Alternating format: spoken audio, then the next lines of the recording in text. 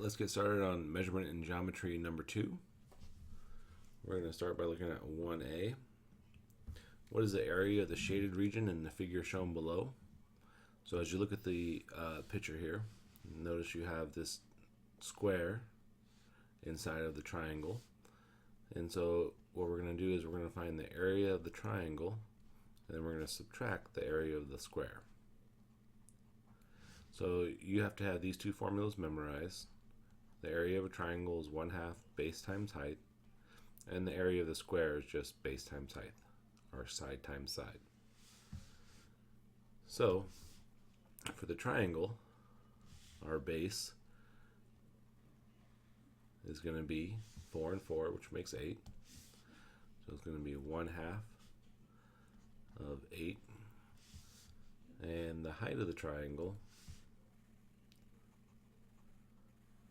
is also going to be 4 and 4, which makes 8. And so right now, what I'm going to do, I'm going to take half of 8 and get 4. 4 times 8 is 32. And so the area of the entire triangle is 32.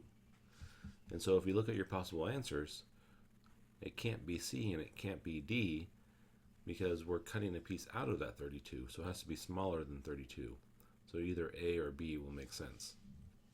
So now let's find the area of the square. So for the square, we have sides of 4 and 4. So we'll just plug that in. So we'll do 4 times 4. And 4 times 4 is 16. So 32 minus 16 gives us 16, so the correct answer is B. So try 1B on your own. Alright, 2A. A right triangle is removed from a rectangle as shown in the figure below. Find the area remaining.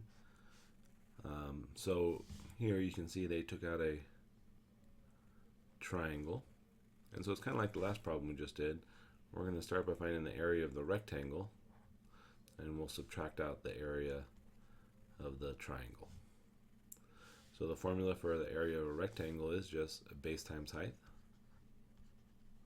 and the area of the triangle is 1/2 base times height. So the base of the rectangle is 8, and the height of the rectangle is going to be 10. So it's going to be 8 times 10, which gives us 80.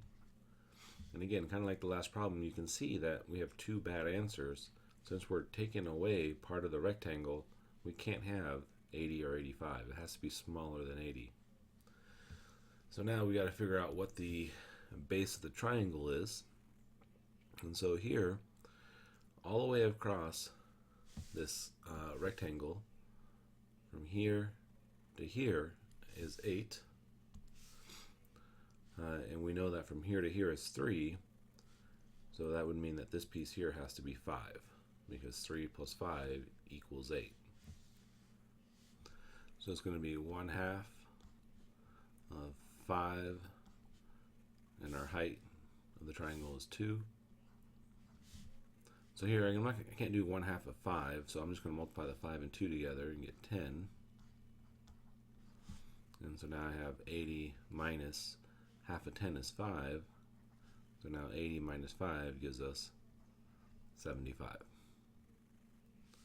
Alright, so the answer is B. Go ahead and try 2B on your own.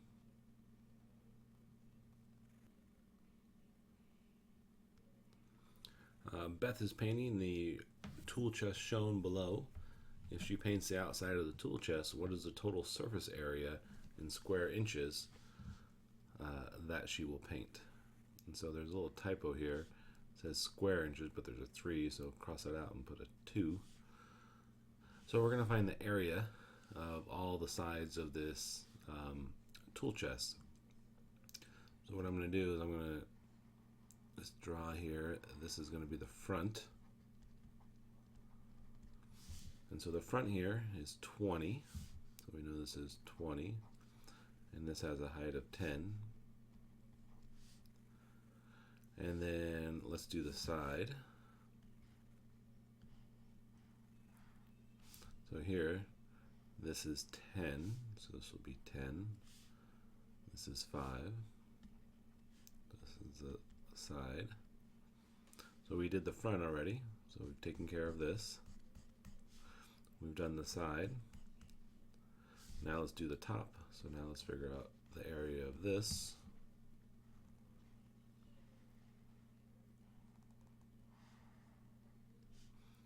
And so here, from here to here is 20.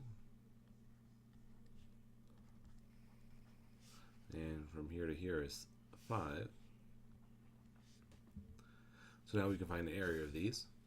So the front, remember the area of any rectangle is just base times height.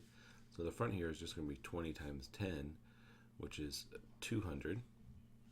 Here the side is going to be 10 times 5, which is 50. And here we have a 20 times 5, which is 100. And if you were to add all these together, you'd probably be happy because you notice it's a 350. But I only found the area of the front. I also need to include the area of the back because it's the same shape. So this is 200, and I just need to double it. And so front and back would be 400.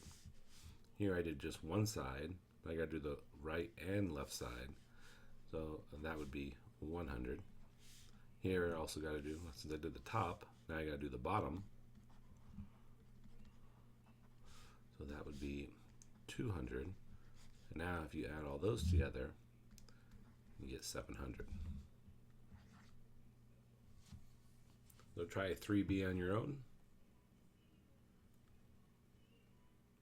All right, here we have a object that's made of 10 rectangular prisms, each with dimensions of 8 by 4 by 3. What is the volume of the entire object?